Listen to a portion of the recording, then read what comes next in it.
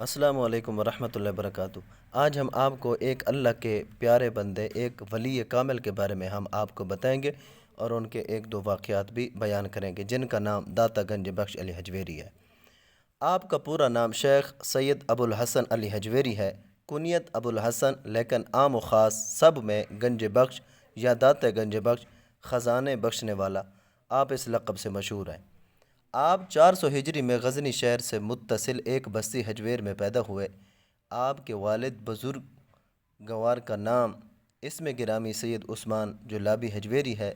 جلابی غزنی سے متصل ایک دوسری بستی کا نام ہے جہاں سید عثمان رہتے تھے۔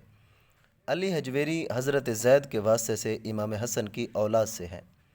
حضرت سیدنا داتا گنج بخش علی حجویری رحمۃ اللہ علیہ کی امام اعظم رضی اللہ تعالیٰ عنہ سے محبت اور عقیدت کا اندازہ اس بات سے بھی لگایا جا سکتا ہے کہ آپ رحمۃ اللہ تعالیٰ علیہ فرماتے ہیں، میں ایک دن سفر کرتا ہوا ملک شام میں مؤذن رسول حضرت سیدنا بلال رضی اللہ تعالیٰ عنہ کے روضے پر حاضر ہوا۔ وہاں میری آنکھ لگ گئی اور میں نے اپنے آپ کو مکہ معظمہ زادہ اللہ شرفاً و تعظیماً میں نے آپ کو پایا۔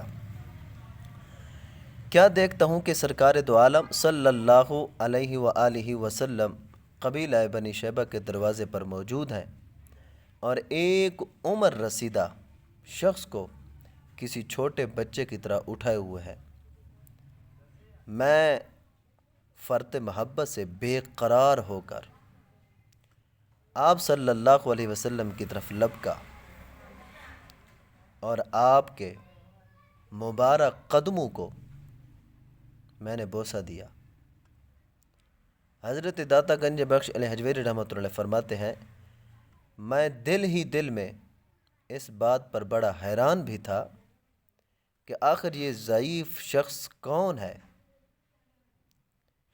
اتنے میں اللہ عز و جل کے محبوب دانائے غیوب صلی اللہ تعالیٰ علیہ وآلہ وسلم قوت باطنی اور علم غیب کے ذریعے میری حیرت اور استعجاب کی کیفیت جان گئے اور مجھے مخاطب کر کے فرمایا، یہ ابو حنیفہ ہیں اور تمہارے امام ہیں۔ سبحان اللہ، ماشاءاللہ، کتنا پیارا واقعہ ہے حضرت داتا گنج بخش علی حجویری کا کہ حضرت داتا گنج بخش علی حجویری کو حضرت امام اعظم ابو حنیفہ کے ساتھ کتنی بڑی محبت تھی۔ عراق کا ایک واقعہ اپنے متعلق بیان کرتے ہیں کہ عراق میں اپنے قیام کے زمانہ میں ایک دفعہ میں دنیا کمانے اور اسے خرچ کرنے میں بہت دلیر ہو گیا تھا۔ جس کسی کو ضرورت پیش آتی وہ میری طرف رجوع کرتا اور میں نہ چاہتا کہ میرے دروازے سے کوئی خالی جائے، اس لیے اس کی ضرورت پوری کرنے کی کوشش کرتا۔ یہاں تک کہ داتا گنج بخش علی حجویری رحمۃ اللہ فرماتے ہیں کہ میں بہت زیادہ مقروض اور اس صورتحال سے بہت پریشان ہو گیا۔ آخر وقت کے بزرگوں میں سے ایک بزرگ نے مجھے لکھا، بیٹا دیکھو، اس قسم کی مشغولیت میں کہیں خدا سے دور نہ ہو جاؤ۔ یہ مشغولیت ہوائے نفس ہے، اگر کسی کے دل کو اپنے سے بہتر پاؤ تو اس کی خاطر پریشانی اٹھاؤ، تمام مخلوق کے کفیل بننے کی کوشش نہ کرو، کیونکہ اپنے بندوں کے لیے خدا خود کافی ہے۔